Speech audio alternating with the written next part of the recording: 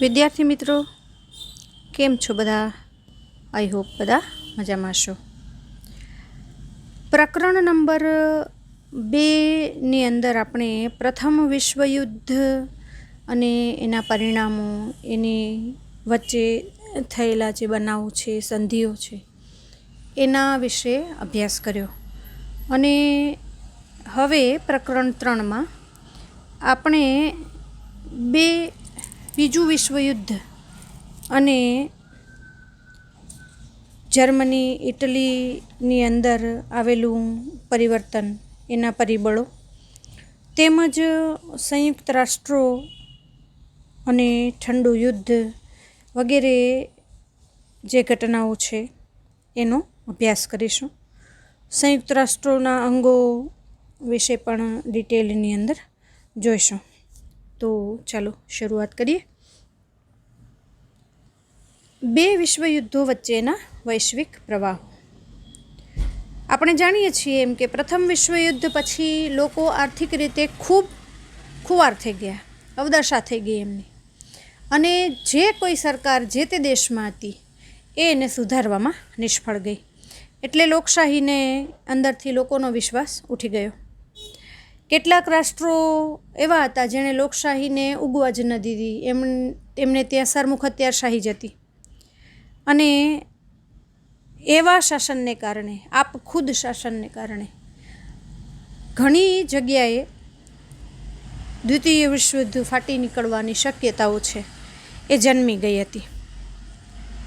તો પ્રથમ વિશ્વયુદ્ધ પછી જે મહત્ત્વના ફેરફારો જગતના દેશોની અંદર આવ્યા, એમાંના કેટલાક ઘટનાક્રમો છે કે ઇટાલીમાં ફાસીવાદ, જર્મનીમાં નાઝીવાદ, જાપાનમાં લશ્કરવાદ, અને એ સમય દરમિયાન 1929થી 1932 સુધી વિશ્વની અંદર મંદી નહીં, મહામંદી છે એ પ્રસરી ગઈ. તો પ્રથમ ઘટનાક્રમથી શરૂઆત કરીએ. ઇટાલીમાં ફાસીવાદ. પ્રથમ વિશ્વયુદ્ધમાં ઇટાલી છે એ જે વિજેતા રાષ્ટ્રો હતા એના પક્ષમાં હતું. એમના પક્ષમાં રહીને જે યુદ્ધ લડ્યું તેમાં $12 અબજ ખર્ચો એને થયો. 6 લાખ સૈનિકો એના મરાયા. અને તેમ છતાંય જ્યારે વિજયી દેશો છે એના વચ્ચે પ્રદેશો વહેંચવાની વારી આવીને ત્યારે ઇટલીને કોઈ ધ્યાન આપવામાં આવ્યું નહીં. ઉપરાંત એના મનગમતા પ્રદેશો લઈ લીધા. અને ઇટલીની જનતા છે એ માનતી હતી કે આ અમારું રાષ્ટ્રીય અપમાન છે અને રાષ્ટ્રીય અપમાનનો બદલો તો લેવો જ જોઈએ. આવા ખરાબ સંજોગોની અંદરથી ઇટલીને ઉગારવા માટે થઈને એક નેતા આગળ આવ્યા જેનું નામ હતું બેનિટો મુસોલિની. એમણે ઇટલીમાં ફાસિસ્ટ નામના પક્ષની સ્થાપના કરી. એનું પ્રતીક હતું લાકડાની ભારી અને કુહાડી, એટલે કે જે શ્રમ કરે છે એ દેશને ખરેખર રીતે રૂલ કરવા માટે થઈને, કે એવા માણસો છે એનું લોહી રેડાયું છે તો એના વર્ચસ્વની અંદર જ દેશના શાસન હોવા જોઈએ. રોમન સમ્રાટની સર્વોપરિતાનું પ્રતીક હતું એ એમણે અપનાવ્યું. ફાસીવાદ ઇટલીના ફાસેજે શબ્દ છે એની પરથી ઉતરી આવ્યો છે. ફાસેજેનો અર્થ છે કે બધી વસ્તુઓ ઉપર રાજ્યનો અધિકાર. મુસોલિનીનો મુદ્રાલેખ એક જ હતો, એક પક્ષ એક જ નેતા, બીજો કોઈ પક્ષ નહીં, બીજો કોઈ નેતા નહીં. એટલે એણે પોતાના પક્ષના જે સ્વયંસેવકો હતા એને લશ્કરની તાલીમ આપી. કાળા રંગનો ગણવેશ એ લોકો પહેરતા. અને સત્તા પર આવ્યા પછી એણે ભૂમધ્ય સમુદ્રના જે રોડ્સ અને ડોડિકાનીસ ટાપુઓ છે એ તુર્કી પાસેથી પડાવી લીધા. આ ઉપરાંત અલ્બેનિયા, એબિસિનિયા, ફ્યુમ બંદર જીતી લીધા. અને આટલી સફળતા મેળવ્યા પછી એને લાગ્યું કે હવે મારે કોઈની સાથે સંબંધો નથી રાખવા એવા બધા. એટલે રાષ્ટ્રસંઘમાંથી એ નીકળી ગયું. રાષ્ટ્રસંઘમાંથી નીકળીને રોમ, બર્લિન અને ટોક્યો જે પક્ષે હતા, જે ધરી રાષ્ટ્રો હતા, એના પક્ષે જોડાઈ ગયું. એટલે ઇટાલીનું આમ વિજેતા રાષ્ટ્રોના પક્ષેથી ધરી રાષ્ટ્રોના પક્ષે જવું એ પણ દ્વિતીય વિશ્વયુદ્ધનું એક કારણ હતું. અને ખરું કારણ તો એ હતું કે ઇટલીની પ્રજા છે એ પોતાના રાષ્ટ્રના અપમાનનો બદલો લેવા માગતી હતી. આ તરફ જર્મનીની અંદર આપણને ખબર જ છે કે જર્મની હારી ગયું અને કેટલાય પાઉન્ડનો એને દંડ ફટકાર્યો. એની કોલસાની ખાણો, એની નદીઓ, એની ફળદ્રુપતા, આ પ્રદેશોથી માંડીને આમ જોઈએ ને તો એને પ્રથમ વિશ્વયુદ્ધ માટે જવાબદાર જ ગણી લેવામાં આવ્યું અને વિવિધ પ્રકારના દંડને કારણે જર્મની ભાંગી ગયું. પેરિસની શાંતિ પરિષદે આપણને ખબર છે વર્સેલ્સની સંધિ ફરજિયાત એની પાસે કરાવી અને આ ખરેખર અન્યાય હતો. એટલે જર્મનીની પ્રજા પણ ક્રોધમાં હતી. એ સમયે અડોલ્ફ હિટલર એ રાષ્ટ્રીય સમાજવાદી જર્મન કામદાર પક્ષ એમાં જોડાયો અને આ પક્ષ છે એ નાઝી પક્ષ તરીકે જાણીતો હતો. નાઝી પક્ષ છે એના જે વિચારો છે એમાં ઉગ્ર રાષ્ટ્રવાદ અને ઉગ્ર સમાજવાદ એ પાયામાં. અને જર્મનીના રાષ્ટ્રપતિ હિન્ડેનબર્ગ છે એનું અવસાન થયું એટલે કોઈ પણ જાતની કોઈ ચૂંટણી, કોઈ પૂછવાનું કંઈ નહીં. એડોલ્ફ હિટલરે સ્વયં રાષ્ટ્રપતિ પદ ધારણ કરી લીધું અને જર્મનીની અંદર સરમુખ હથિયારશાહી સ્થાપી દીધી. સરમુખ હથિયાર બોલે એ જ કાયદો. એક જ એટલે એકચ્યુઅલી ઇટાલી જેવું જ થયું. એક જ પક્ષ ને એક જ નેતા, એનું જ કીધું થાય. હિટલર ખૂબ ઉગ્રવાદી હતો. એની નીતિઓ આક્રમક હતી અને પ્રજાને એણે એવો સંકુચિત રાષ્ટ્રવાદ છે એના મનની અંદર જગાડી દીધો કે જર્મની પ્રજા છે ને એ હિટલરને ફ્યુહરર એટલે કે તારણહાર માનતી હતી. અને આવું થવાનું કારણ એ જ હતું કે લાખો કરોડોનો દંડ ઉપરાંત એ પ્રજા ઊભી પણ ન થઈ શકે એટલા એના સંસાધનોને જો લઈ લેવામાં આવે તો કોઈ પણ પ્રજા છે ને એ ધૂળમાંથી બેઠી થઈ નહીં લડે. હિટલરની ઉગ્રવાદિતા એને સ્થાને સહી હતી કારણ કે રાષ્ટ્રને બેઠું કરવા માટે થઈ અને ઘણા બધા લોકોના વિચારો ન ચાલે. એક જ વ્યક્તિ હોય અને એનો જે નિર્ણય છે પરફેક્ટ રીતે અમલમાં મૂકવામાં આવે અને લોકો માનતા હતા કે હિટલરની અંદર એ તાકાત છે કે જર્મની છે એને એ પાછું બેઠું કરી શકશે એટલે એને ફ્યુહરર તરીકે એણે સ્વીકારી લીધો. નાઝીવાદના સૈનિકો ભૂરા રંગનો લશ્કરી પોશાક પહેરતા અને ખભા ઉપર લાલ રંગની પટ્ટી ચોંટાડતા, એમાં ઊંધો સાથીઓ એટલે કે ઉલટો સ્વસ્તિક છે એનું પ્રતીક છે એ લગાવતા. સત્તા ઉપર આવ્યા પછી એણે એક જ હાથમાં પોતાના હાથમાં સત્તા રહે એ જ જોયું અને યુદ્ધપ્રિય. તો એ ખોટું નહોતું કે કોઈ પણ કંઈ પણ છીનવી જાય તો પ્રજા શું કરે? લડે નહીં. તો યુદ્ધપ્રિય સ્વભાવ હતો, વાત બરોબર છે. એણે ન કરવાના કામો કર્યા બરોબર છે, પણ એ કરવા પાછળ કેટલા બધા રાષ્ટ્રો જવાબદાર છે જેણે એને મજબૂર કર્યો હતો કે એ આવું કરે. આપણા દેશની હિસ્ટ્રી આપણે જાણીએ જ છીએ કે વેપારથી માંડી અને નાના નાના થાણાઓથી શરૂઆત કરી હતી અને એ પ્રજાએ સાવ આપણને ખાડામાં નાખી દીધા. ત્યારે લોકો છે એ ઊભા થયા અને એમણે અંગ્રેજો સામે લડત આપી. તો કોઈ મહાત્મા ગાંધી જેવું નેતૃત્વ લેવાવાળું આવ્યું, સ્વયંસેવકો જાગ્યા, સ્વાતંત્ર્ય સેનાનીઓ જાગ્યા અને એક થયું ભારત. તો વહેલું મોડું આ થવાનું જ હતું. તો હિટલર જે કંઈ કહેવા માગતો હતો એમાં કશું ખોટું નહોતું. હા, એના પગલાઓ ઘણા બધા ખોટા હતા, પણ એને પોતાના રાષ્ટ્રના હિત સિવાય કાંઈ નહોતું દેખાતું. તો આ બધું થવું તો સ્વાભાવિક હતું. તેનું મુખ્ય ધ્યેય જર્મનીની એક મહત્ત્વની સત્તા તરીકેના ઉદયનું હતું, પરંતુ તેની નીતિઓનું લક્ષ્ય જર્મન જાતિના શુદ્ધિકરણના નામે યહૂદીઓ, જીપ્સીઓ અને માનસિક રીતે વિક્ષિપ્ત અસ્થિર વ્યક્તિઓનો નાશ કરવાનું હતું. આ એક પગલું છે ને જગત આખાની અંદર નિંદનીય છે એનું. એને એમ જ માનતો હતો કે જર્મનની અંદર શક્તિશાળી પ્રજા એટલે જર્મન લોકો જ હોવા જોઈએ, પછી એમાં યહૂદીઓય ન ચાલે, જીપ્સી લોકો પણ ન ચાલે, અને જે લોકો માનસિક રીતે અસ્થિર છે ને આ દુનિયામાં જીવવાને લાયક જ નથી, દુનિયા ઉપર બોજો છે એટલે એને મારી નાખવા જોઈએ. આવી વિચારસરણી એની થઈ ગઈ હતી. એટલે બીજા વિશ્વયુદ્ધનો અંત થયો ત્યાં સુધીમાં તો અનેક યુરોપિયન યહૂદીઓ છે એને મારી નાખવામાં આવ્યા, જે હોલોકાસ્ટ એટલે કે નરસંહાર તરીકે ઓળખાય છે. ગેસની ચેમ્બર હોય એની અંદર અસંખ્ય લોકો છે એને ઠાંસીને ભરી દેવામાં આવે અને અંદર ઝેરીલો ગેસ છોડી દેવામાં આવે, એ ગુંગળાઈને બધાય મરી જાય. આ પ્રકારના સંહારો છે એણે બહુ કર્યા, અને એટલા માટે જ હિટલરનું નામ છે ને આમ ક્રૂર શાસક તરીકે લેવાય છે, કારણ કે એણે પોતાનું દેશનું ભલું કરવા માટે થઈને એવા કુકર્મો કર્યા છે, જેને કહેવાય ને કે એ કુકર્મોની આડમાં એના સારા જે આસ્પેક્ટ છે, જે સારા ઉદ્દેશો છે કે સારા કર્મો છે ને એ કોઈ યાદ નથી કરતું. હિટલરનો વિસ્તારવાદ, પડોશી દેશો સાથેના લશ્કરી પગલાં અને ચોક્કસ જૂથનો નાશ કરવાની નીતિ એ બીજા વિશ્વયુદ્ધ છે એ તરફ દોરી જતા મહત્ત્વના કારણો બન્યા. ત્રીજો ભાગ છે જાપાનનો લશ્કરવાદ.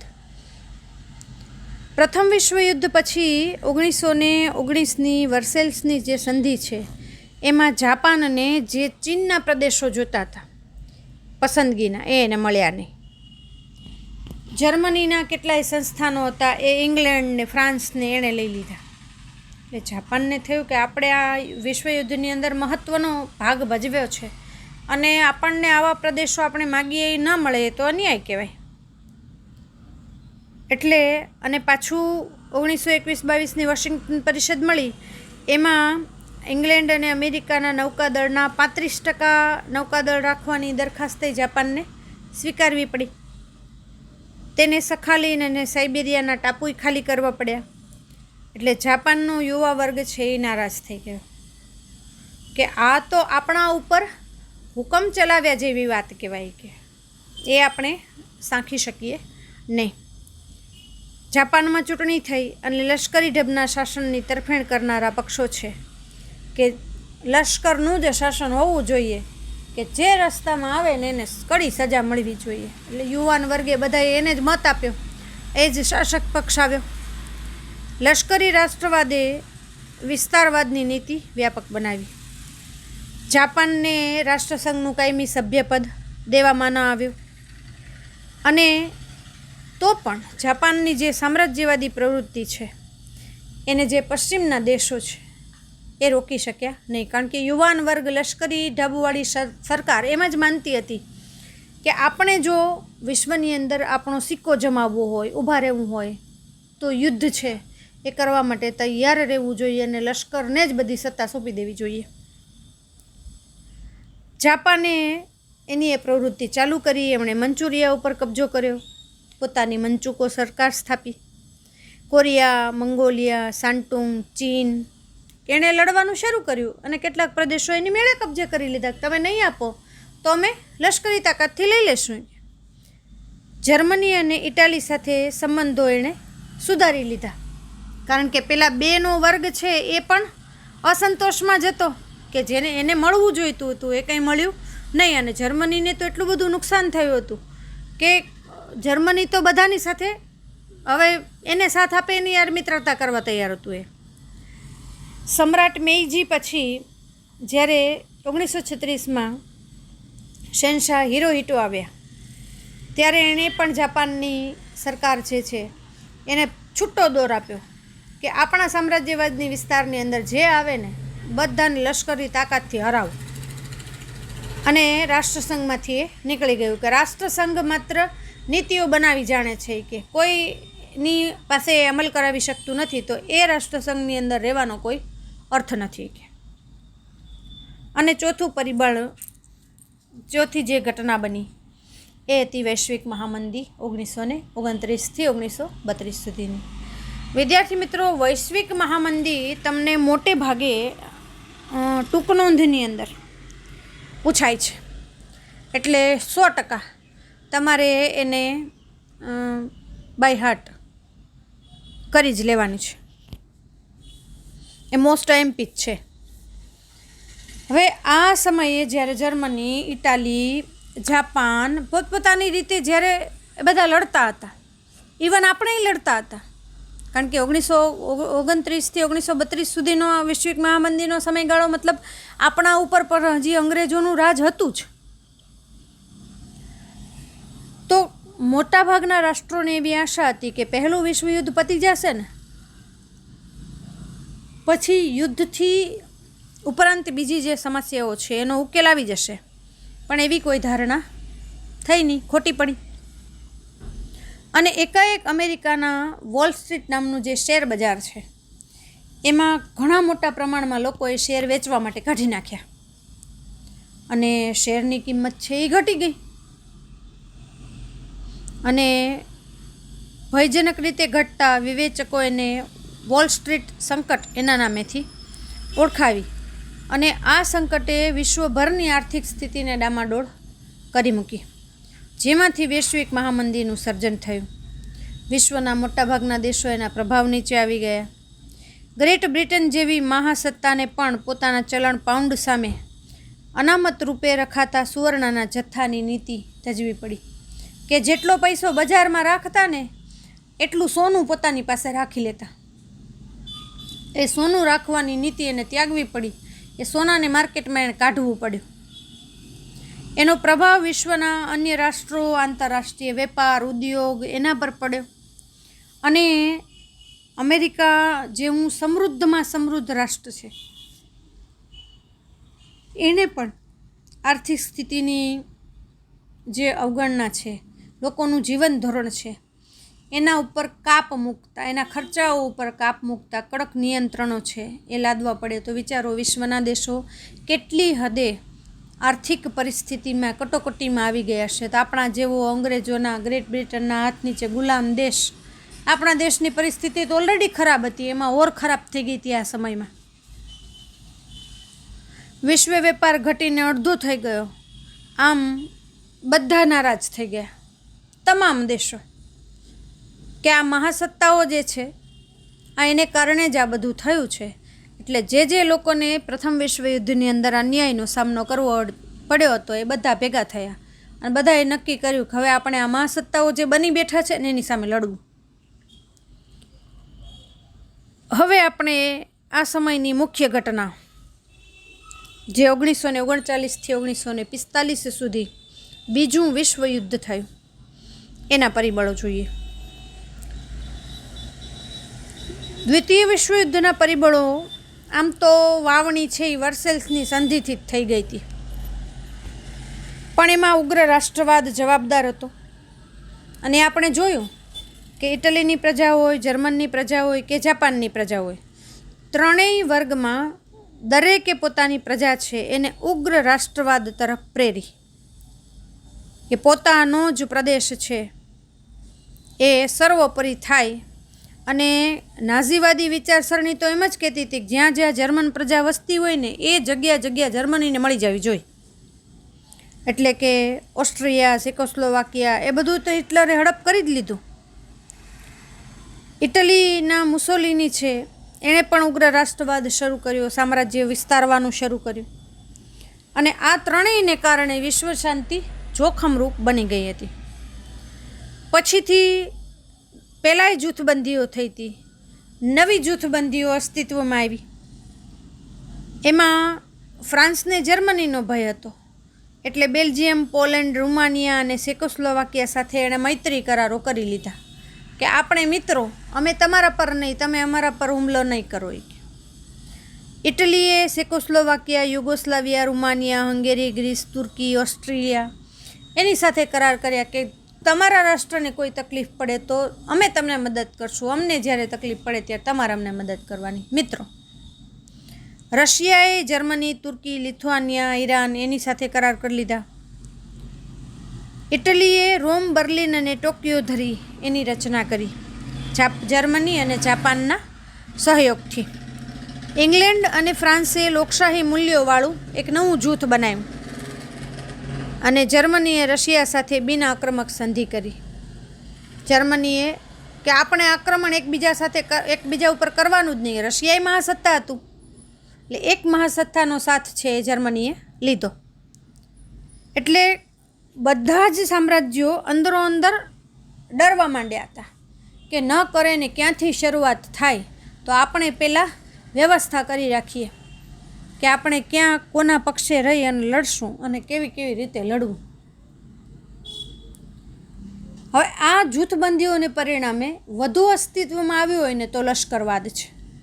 કારણ કે દરેક દેશે પોતાનું લશ્કર છે એ પોતાના રક્ષણ માટે થઈને છે એમ કહીને વધારી દીધું હતું. સંયુક્ત રાષ્ટ્રની અંદર તો શાંતિ પરિષદમાં એમ જ કહેવાયું હતું કે આપણે ઉપયોગ જ ન કરવો, એનું ઉત્પાદન જ ન કરવું. પણ હકીકત એ હતી કે બારણા પાછળ બંધ બારણે બધા જ દેશો એ નિશસ્ત્રીકરણને બદલે શસ્ત્રીકરણમાં સુપર પાવર થવા માટે થઈ અને પ્રયત્નો કરી રહ્યા હતા, હરીફાઈ કરી રહ્યા હતા. અને લગભગ લોકોના વિકાસની અંદર જે પૈસો વપરાવાનો હતો એ પૈસો બધો જ એ લશ્કરી સાધનો બનાવવા માટે થઈ, શસ્ત્રો બનાવવા માટે થઈ અને વપરાણો. કેટલાક દેશોએ તો ફરજિયાત લશ્કરી તાલીમે શરૂ કરી દીધી. દરેક નાગરિકને ફરજિયાત લશ્કરી તાલીમ લેવાની. હવાઈ દળ, નૌકાદળ, ભૂમિદળ એમાં વધારો થઈ ગયો. અને એને કારણે લાગી રહ્યું હતું કે ગમે ત્યારે એક ચિનગારી જો લાગશે ને તો આ બધા બોમ્બની જેમ બેઠા છે ફાટી પડશે. આ સંજોગોમાં વિશ્વમાં શાંતિ માટે રાષ્ટ્રસંઘની જે સ્થાપના કરવામાં આવી હતી એનું કોઈએ માન્યું નહીં. અને હકીકત જો કહું ને વિદ્યાર્થી મિત્રો, તો આજે પણ એનું કોઈ માનતું નથી. કારણ કે અગર કોઈ માનતું હોત તો ભારતની અને પાકિસ્તાનની વચ્ચે જે કાશ્મીરની સમસ્યા છે કે બીજા અમુક જે પ્રશ્નો છે એ બધા પ્રશ્નોનો હલ થઈ ગયો હોત. પણ રાષ્ટ્રસંઘ એવી સંસ્થા છે કે જેનું કોઈ ઉપજતું નથી. રાષ્ટ્રસંઘ સર્વોપરી સંસ્થા નહોતી કારણ કે એની પાસે કંઈ પોતાનું લશ્કર નહોતું. એ તો કમિટી હતી ને. અને સભ્ય રાષ્ટ્રો છે એ રાષ્ટ્રસંઘ પાસે પોતાનો ઝઘડો લઈ જાવો કે એનું સમાધાન કરાવવું કે એનું માનવું જ, એ માટે કંઈ લોકો કાયદેસર રીતે બંધાયેલા તો હતા નહીં. ને કેટલાક તો પોતાની રીતે જ બહાર નીકળી ગયા હતા. રશિયા, જર્મની, પછી જાપાને આ બધાએ સાથ છોડી દીધો હતો. અને એટલે જ આ બધા રાષ્ટ્રસંઘને છોડી ગયા હતા.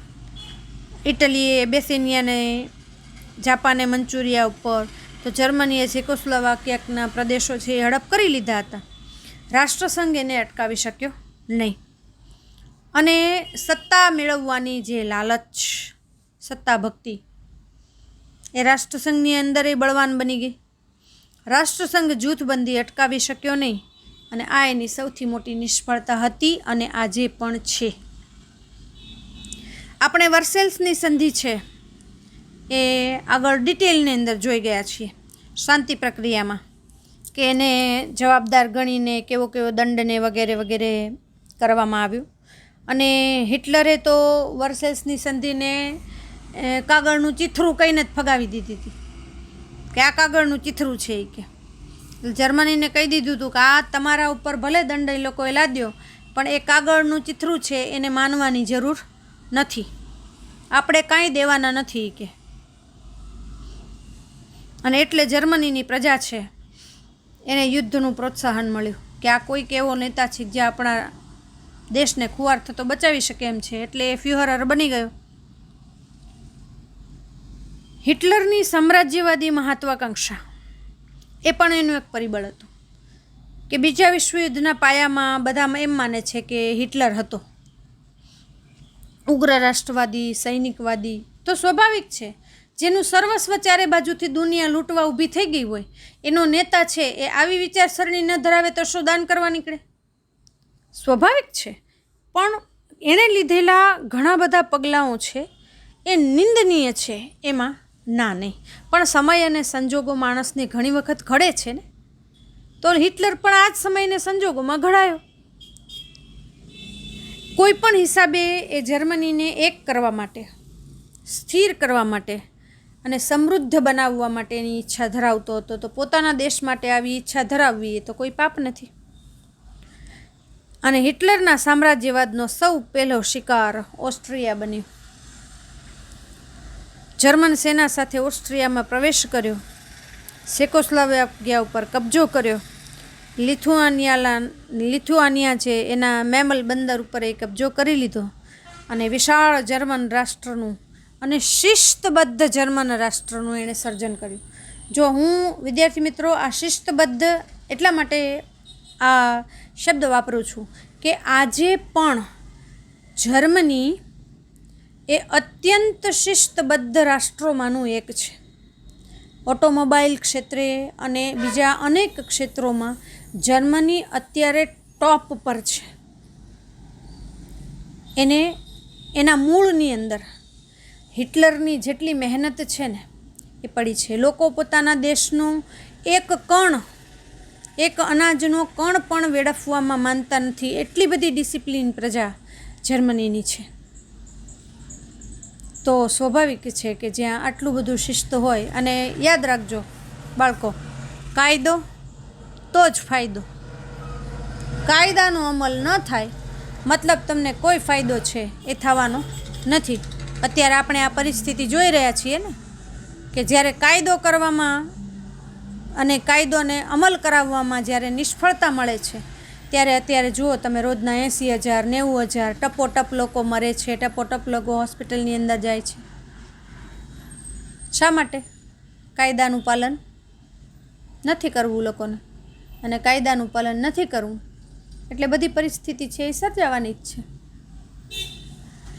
પાછળ કારણો કોઈ પણ હોય, પણ પ્રજા છે એને મૂળભૂત રીતે જે તાલીમ નથી મળીને એને કારણે ભારત અત્યારે કદાચ છે ને વિશ્વની અંદર આ બાબતે પ્રથમ થઈ જશે કે કોરોના મહામારીની અંદર ભારતની અંદર સૌથી વધુ કેસો. કારણ કે આ અનલોક 4th એણે તો આપણા દેશની સાવ પથારી ફેરવી નાખી છે. જર્મનીનું પોલેન્ડ ઉપર આક્રમણ, કારણ કે ક્યાં સુધી એ સહન કરતું રહે.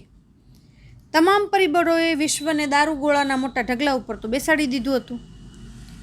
આ ચિનગારી ચાંપવાનું કામ જર્મનીએ પોલેન્ડ સાવ શાંત રાજ્ય એની ઉપર હુમલો કરી અને કર્યો.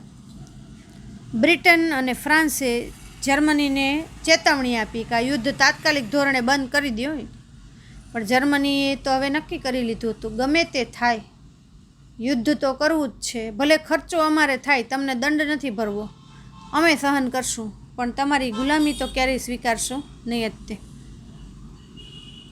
બ્રિટન અને ફ્રાન્સ પણ યુદ્ધમાં આવ્યું અને મહાયુદ્ધની જ્વાળાઓ છે એ ફેલાઈ ગઈ. અને આપણે બ્રિટનના હાથ નીચે હતા એટલે લાખો ભારતના સૈનિકો એ વિશ્વયુદ્ધમાં ગ્રેટ બ્રિટનને પક્ષે રહી અને લડવા ગયા હતા. બ્રિટનના સૈનિકો છે એને નહોતા મોકલતા, ભારતીય સૈનિકો એના હાથ નીચે હતા ને એટલે આપણા કેટલા બધા સૈનિકોને એણે વિશ્વયુદ્ધની અંદર ધકેલી દીધા હતા. બીજું વિશ્વ યુદ્ધ શરૂ થયું એટલે વિશ્વ ફરીથી બે જૂથોમાં વહેંચાઈ ગયું. ઇંગ્લેન્ડ અને ફ્રાન્સ, બીજી બાજુ જર્મની, ઇટલી અને જાપાન. એમાં નાનકડું એવું જાપાન, એણે પર્લ હાર્બર ખાતે અમેરિકન નૌકાદળ હતું ને એની ઉપર હુમલો કર્યો. વિચારો, નાનકડી એવી ઉંદરડી એ મહાવિકરાળ બિલાડી સામે બાથ ભળે ને, આ એવી ઘટના હતી. પણ એણે હિંમત કરી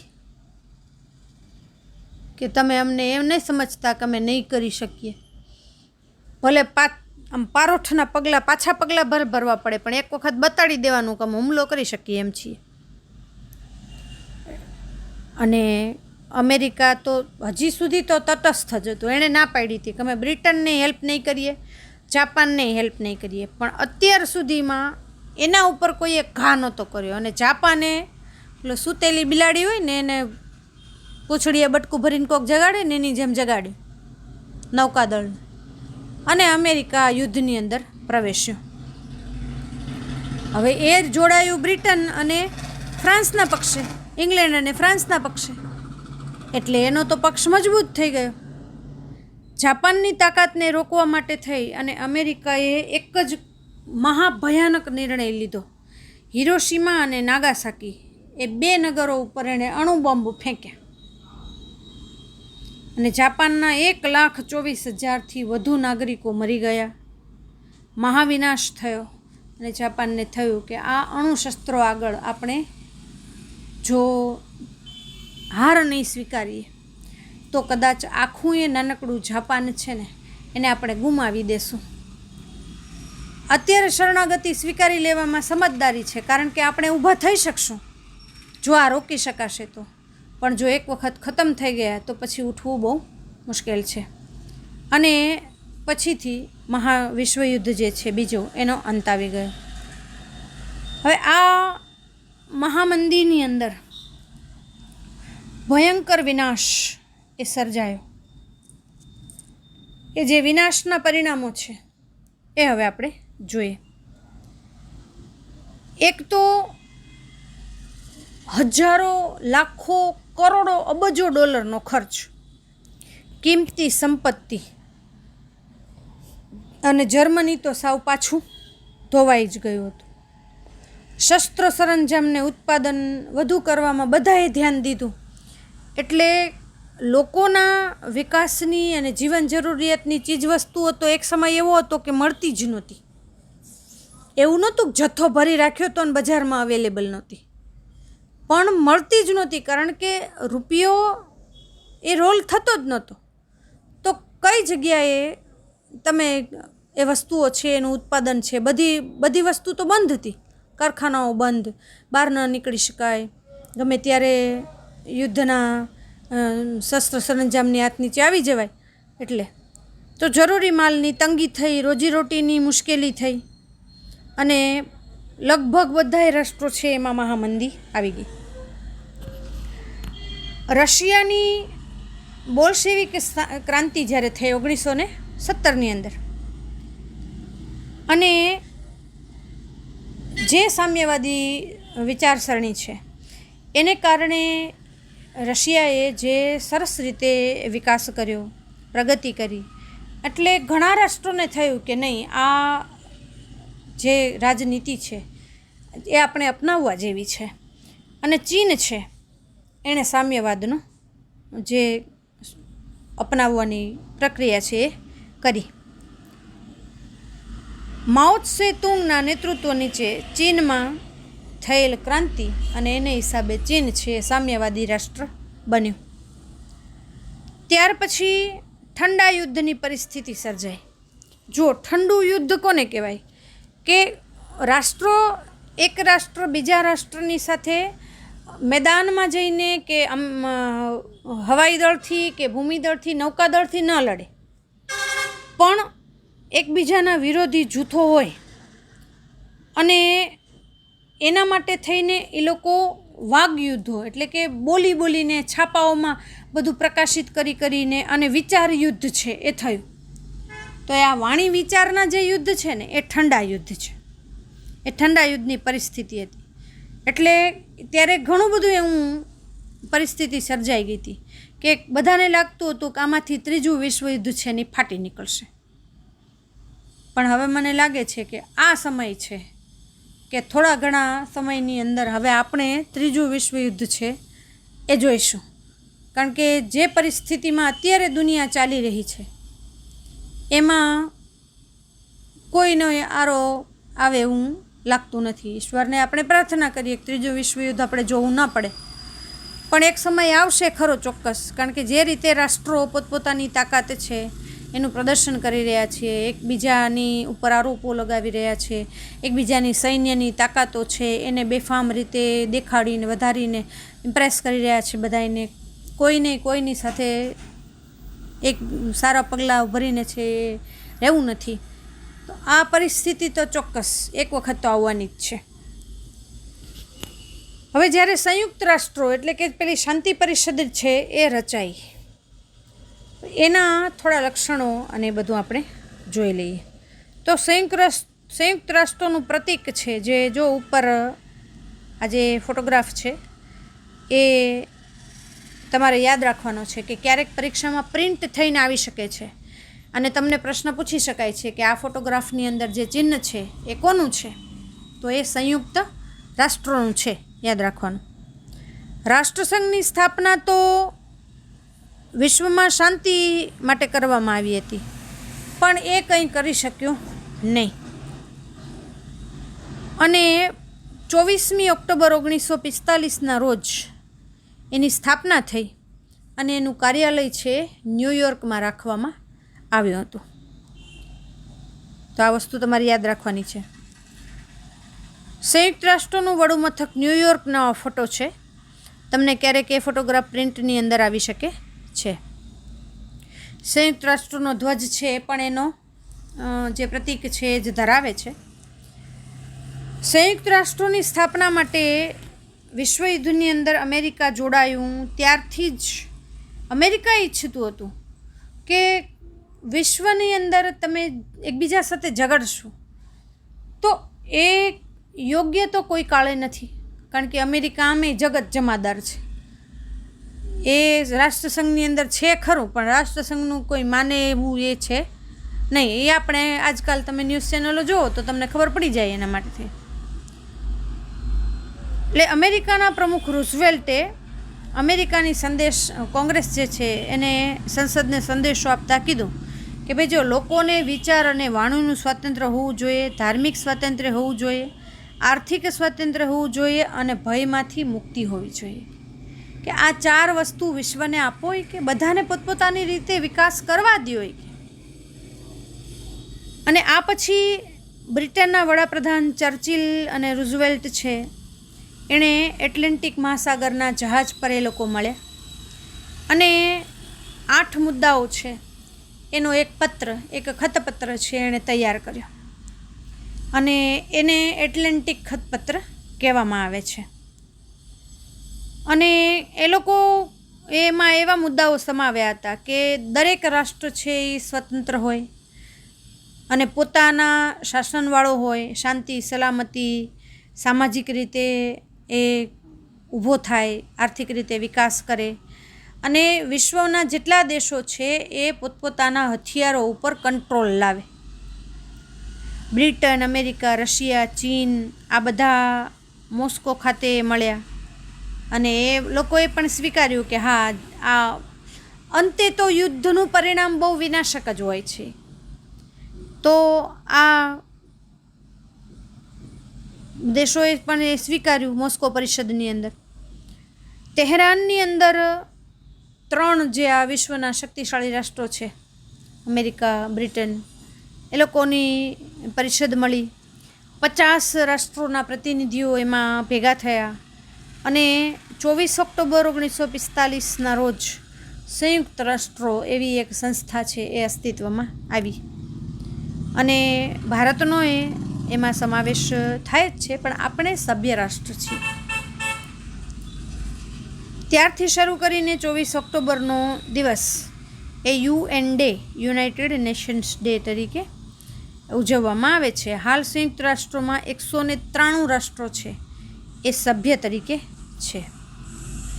સંયુક્ત રાષ્ટ્રોના અંગોની અંદર એના 6 ભાગ છે: સામાન્ય સભા, સલામતી સમિતિ, આર્થિક અને સામાજિક સમિતિ, વાલી સમિતિ, આંતરરાષ્ટ્રીય અદાલત અને સચિવાલય.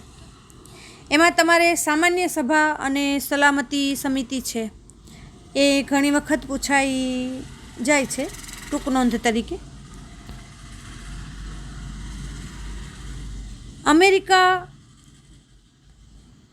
આંતરરાષ્ટ્રીય અદાલત છે એની એ નેધરલેન્ડના હેગ શહેરમાં આવેલી છે અને બાકીની મુખ્ય કચેરીઓ છે એ અમેરિકાના ન્યૂયોર્કમાં આવેલી છે.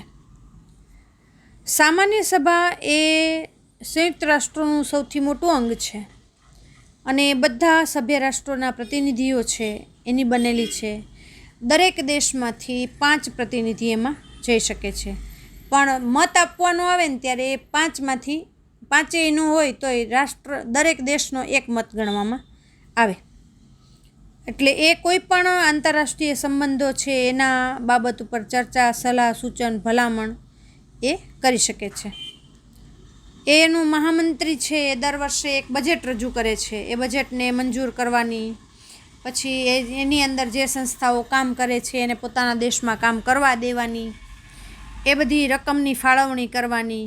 આ ઉપરાંત રાષ્ટ્રો છે એનો આર્થિક વિકાસ થાય, માનવ અધિકાર મળે, નિઃશસ્ત્રીકરણ થાય અને ઇન્ટરનેશનલ અમુક જે પ્રોબ્લેમ્સ હોય, પ્રશ્નો હોય એનો ઉકેલ કરવાનું કામ છે એનો એ પ્રયત્ન કરે છે. અને જેમ આપણે ચૂંટણી જોઈ હતી કે 2/3 બહુમતી મળે તો જે તે કાયદો છે એને અમલમાં લાવી શકાય એમ છે. એનો બીજો ભાગ છે સલામતી સમિતિ. સલામતી સમિતિનું સૌથી મોટું અંગ સલામતી સમિતિ સંયુક્ત રાષ્ટ્રોનું સૌથી મોટું અંગ છે. એમાં અમેરિકા, બ્રિટન, ફ્રાન્સ, રશિયા અને ચીન આ 5 કાયમી સભ્યો છે. ભારત કેટલા સમયથી પ્રયત્ન કરી રહ્યું છે અને કેટલા સમયથી બધા એની તરફેણ પણ કરે છે કે ભારતને કાયમી સભ્ય પદ આપવું જોઈએ, પણ હજી સુધી આ 5 મહાસત્તાઓએ ભારતને એક મહાસત્તા તરીકે સ્વીકારીને એ સભ્યપદ આપ્યું નથી. 10 બિનકાયમી સભ્યો છે. હવે શા માટે આ સભ્યો કાયમી છે અને શા માટે એનું ઇમ્પોર્ટન્સ છે એ જુઓ કે રાષ્ટ્રના કોઈ પણ ઝઘડાનો ઉકેલ હોય, વાટાઘાટ થાય, તપાસ થાય, મધ્યસ્થી થાય, તો આ 5 સભ્યોમાંથી કોઈ પણ એક મત જો હકારાત્મક ન હોય ને તો એ બાબત ઉપર નિર્ણય લઈ શકાતો નથી. કે માની લ્યો કે 2 રાષ્ટ્ર વચ્ચે કોઈ જાતનો ઝઘડો ચાલી રહ્યો છે અને એ ઝઘડો છે એનો ઉકેલ લાવવા માટે થઈ અને 4 રાષ્ટ્રો છે એ હા પાડે છે કે હા ભાઈ જે આ કરે છે ને બધું બરોબર છે, પણ એકને એમ લાગે છે કે જો આ થઈ જશે તો નુકસાની જશે અમને, અને કાં તો પછી કોઈ અન્ય કારણોસર એ ના પાડી દે કે ના, એ ઊંધો મત આપે, તો એ જે સત્તા છે ને એનો વીટો પાવર છે. અને રશિયાએ એનો સૌથી વધુ વાર ઉપયોગ કર્યો છે. આ ઇમ્પોર્ટન્ટ છે તમારા માટે, અંડરલાઈન કરીએ લેજો. અને રશિયાએ ઘણી વખત આપણા સપોર્ટ માટે, ભારતના સપોર્ટ માટે થઈ અને વીટો પાવરનો ઉપયોગ કર્યો છે કે ઘણી વખત ભારતને નુકસાન કરે ને એવા પ્રશ્નો છે એ ઉઠાવવામાં આવ્યા હોય અને રશિયાએ ના પાડી દીધી હોય કે નહીં, ભારતને માટે થઈને આવો કોઈ નિર્ણય લેવો જોઈએ નહીં. એટલે ભારતનું મિત્ર રાષ્ટ્ર તરીકે રશિયા છે એ આપણું વેલ વિશર તરીકે હંમેશા રહ્યું છે. ત્યાર પછી છે એની આર્થિક અને સામાજિક સમિતિ. એને ઇકોસોકઈ કહે છે. એમાં 54 સભ્યો છે. સામાન્ય સભા એના જે નિવૃત્ત થાય 2/3 સભ્યો એને 3 વર્ષ માટે ચૂંટે અને પછી દરેક સમિતિની અંદર મેમ્બર બનાવે. એની પેટા સમિતિઓ ઘણી બધી છે. એમાંની પહેલી છે WHO, વર્લ્ડ હેલ્થ ઓર્ગેનાઇઝેશન, વિશ્વ આરોગ્ય સંસ્થા. આ તમને સંકલ્પનામાં કે શબ્દ સમજાવો એમાં પૂછી શકાય છે. એ વિશ્વ આખાના દેશો છે એનું સ્વાસ્થ્ય સુધારણાનું કામ છે કરે છે. IMF એટલે ઇન્ટરનેશનલ મોનિટરી ફંડ, આંતરરાષ્ટ્રીય બેંક અને નાણાં ભંડોળ એ વિશ્વના કોઈ પણ દેશોમાં મંદી હોય, એને આર્થિક સ્થિરતા ન હોય તો એની સ્થિતિ સુધારવાનું કામ છે કરે. જો નીચે કેટલાક ચિહ્નો આપ્યા છે. એમાં ફાઓનો છે, પછી આઈલોનો છે, યુનિસેફનો છે અને યુનેસ્કોનો છે. તો તમારે આ ફોટોગ્રાફ્સ છે એને યાદ રાખવાના છે કે કોઈ પણ એક પ્રિન્ટ પૂછાય ને કહેવામાં આવે કે આ જે છે ફોટો એ કઈ સંસ્થાનો છે, તો એ પ્રતીક છે તમારે બતાવવાનું રહે. ફાઓ આંતરરાષ્ટ્રીય ખાદ્ય અને કૃષિ સંસ્થા. એ ખેત પેદાશ, જંગલો, માછલીઓ અને પોષણનું ધોરણ સુધરે એ માટેના પ્રયત્ન છે. એ આંતરરાષ્ટ્રીય ક્ષેત્રે કરે છે. ILO એટલે કે આંતરરાષ્ટ્રીય મજદૂર સંસ્થા, ઇન્ટરનેશનલ લેબર ઓર્ગેનાઇઝેશન. તો વિશ્વના મજૂરોના જે હકો છે, એનો ન્યાય છે, એને આપવાનું, એને લગતા કાયદા ઘડવાનું, એ બધું કામ આ સંસ્થા છે, સંયુક્ત રાષ્ટ્રનું આ ડિપાર્ટમેન્ટ છે, એ કરે છે.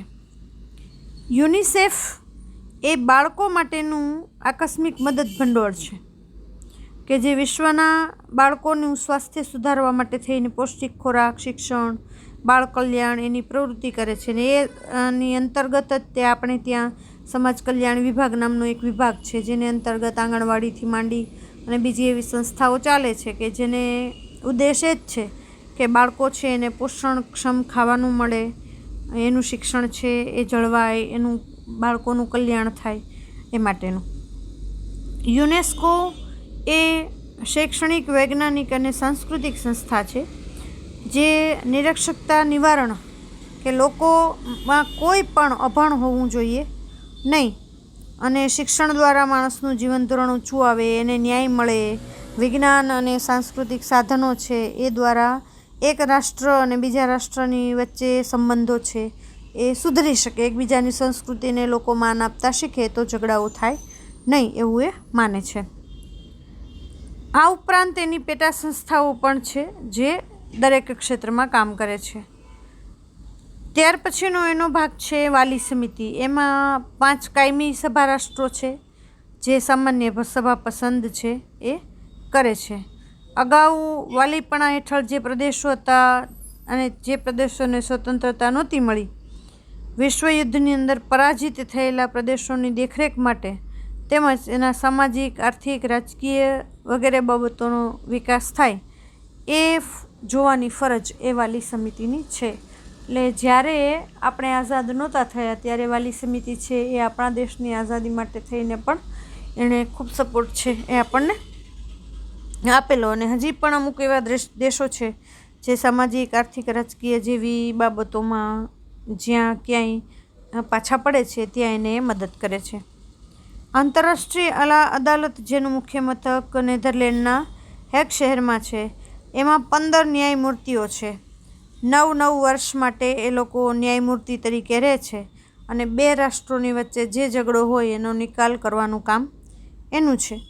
અદાલત સમક્ષ રજૂ કરવામાં આવે તો એને ચુકાદો આપે અને કાં તો કાયદા વિશે સલાહ આપે. ત્યાર પછીનો એનો ભાગ છે સચિવાલય. સંયુક્ત રાષ્ટ્રોના મહામંત્રી જે છે એની જે કચેરી છે એને સચિવાલય કહે છે. સામાન્ય સભા એના મહામંત્રીની નિમણૂક 5 વર્ષ માટે કરે અને એને મદદ કરવા માટે મંત્રી હોય, વ્યવસ્થાપક હોય, મદદનીશ હોય, ભાષાંતરકાર હોય ને, કારણ કે માની લ્યો કે કોઈ રશિયન વ્યક્તિ છે એ આવી તો હવે એને ભારતીય લોકો છે એની ભાષા ન આવડતી હોય ને એનો કોઈ પ્રશ્ન જાય તો એ ઉકેલ પણ ન કરી શકે, એટલે એમાં ટ્રાન્સલેટરો છે એની પણ એક સારી ભૂમિકા છે. નિષ્ણાતો છે જે તે ફિલ્ડના, એને પણ એમાં અપોઇન્ટમેન્ટ આપવામાં આવે છે. સચિવાલય છે એનું મુખ્ય મથક ન્યૂયોર્કમાં છે અને લોકોનું આખા એ વિશ્વની અંદર શાંતિ સ્થપાય, આખું વિશ્વ છે એ એક બને, વિશ્વ બંધુત્વ છે એનું સપનું સાકાર થાય એ માટે થઈને એ હંમેશા પ્રયત્ન છે કરતું રહે છે. તો વિદ્યાર્થી મિત્રો, આપણે આ લેસનની અંદર દ્વિતીય વિશ્વયુદ્ધ, એના પરિણામો, એના પરિબળો અને એની અસરો, સંયુક્ત રાષ્ટ્રો, એની સમિતિઓ, એના કાર્યો, આ ઉપરાંત ઇટલી, જર્મની અને જાપાન છે એનું વિશ્વયુદ્ધની અંદર કેવી રીતે એમાં પરિવર્તન આવ્યું એ પાસાઓ છે એ બાબતે અભ્યાસ કરવાની કોશિશ છે એ કરી તમે એકવાર નહીં પણ 1 થી વધુ વાર આને નિરાતે એક પોઈન્ટ વાઇઝ તમે જ્યારે સાંભળશો ત્યારે તમને આરામથી એ પાઠ છે સમજવા માટે થઈ અને પ્રશ્નોના જવાબ લખવા માટે થઈ અને હેલ્પ છે એ મળી રહેશે એવી મને ખાતરી છે. તો હવે પછીના ભાગમાં મળીએ એ પહેલાં થોડું સ્વાધ્યાયની ચર્ચા છે એ આપણે કરી લઈએ. વિશ્વ એક મહામંદી, મેં તમને કહ્યું એમ એની ઉદ્ભવની જે અસરો છે, તો શું થયું હતું તો અસર કેવી થઈ હતી કે બધાએ આર્થિક રીતે પડી ભાંગ્યા હતા, ઉદ્યોગ ધંધા નહોતા, ઉત્પાદનો નહોતા, મહામંદીની અંદર બધા ધકેલાઈ ગયા હતા. પછી ઉદ્ભવ માટેના જવાબદાર પરિબળો તો બધાએ આપણે ડિટેલમાં જોયા જ છે, તો અપ ટુ એન્ડ જે સ્લાઇડ છે એ બધાય લખી જ લેવાના. દ્વિતીય વિશ્વયુદ્ધના પરિણામો પણ આપણે એક અલગ પોઈન્ટ તરીકે જોયા જ છે, તો એને ટૂંકમાં લખી લેવાના છે. સ્વાધ્યાય પોથીની અંદર તમે આ બધાય પ્રશ્નો આપેલા જ છે, એટલે એ તમે લખશો તો તમને મોઢે થઈ જશે. શા માટે સંયુક્ત રાષ્ટ્રો છે એની સ્થાપના કરવામાં આવી? શાંતિ સલામતી માટે, ઝઘડાના ઉકેલ માટે. તો એ શાંતિ સલામતી અને સંયુક્ત રાષ્ટ્રોની સ્થાપના છે એના પેરેગ્રાફમાં આપણે સમજ્યા જ છીએ. આર્થિક સામાજિક સમિતિનું શું રોલ છે, તો એ પણ ટેક્સ્ટબુકની અંદરથી તમે આરામથી લખી શકો એટલું મટીરિયલ તેમાં હમણાં જ આપણે સમજ્યા. સામાન્ય સભા અને સલામતી સમિતિ વિશે મેં તમને કહ્યું હતું કે એ બધા બે ઇમ્પોર્ટન્ટ છે, તો એ પેરેગ્રાફ્સ છે એ સંપૂર્ણતઃ તમારે મોઢે કરી એનું પ્રતીક છે એ યાદ રાખી અને લખવાનું છે. પછી નાના નાના જે પ્રશ્નો છે એ તો આરામથી તમે તમારા ટેક્સ્ટબુકની અંદર જોઈને કરી શકો એમ છો. અને ઉપરાંત જે વિકલ્પ પસંદ કરીને પ્રશ્નોના જવાબ લખવાના છે એ પણ તમે સરળ છે, એટલે થોડું હું તમારા પર છોડું છું. તો આઈ હોપ તમે સ્વાધ્યાય પોથીની અંદર એને લખી અને તૈયાર કરી લેશો. આ વખતે તમારી યુનિટ ટેસ્ટની અંદર સામાજિક વિજ્ઞાનની ટેસ્ટ હતી. આઈ હોપ તમે બધાએ સરસ રીતે પેપરો છે એ ભર્યા હશે, અને જ્યારે પરિણામો આવશે અને હજી સુધી કોઈએ તમારા મિત્ર મંડળમાંથી કે ક્લાસમાંથી કોઈએ ન ભર્યા હોય તો એને મેસેજ આપજો, એને ચેનલ છે જોવાનું કહેજો, એને શેર કરજો, જેથી કરીને એને ખ્યાલ આવે અને એ પણ સ્ટડી છે એ કરતાં થઈ જાય. તો હવે પછીના ભાગમાં આપણે ફરી મળીશું. બાય.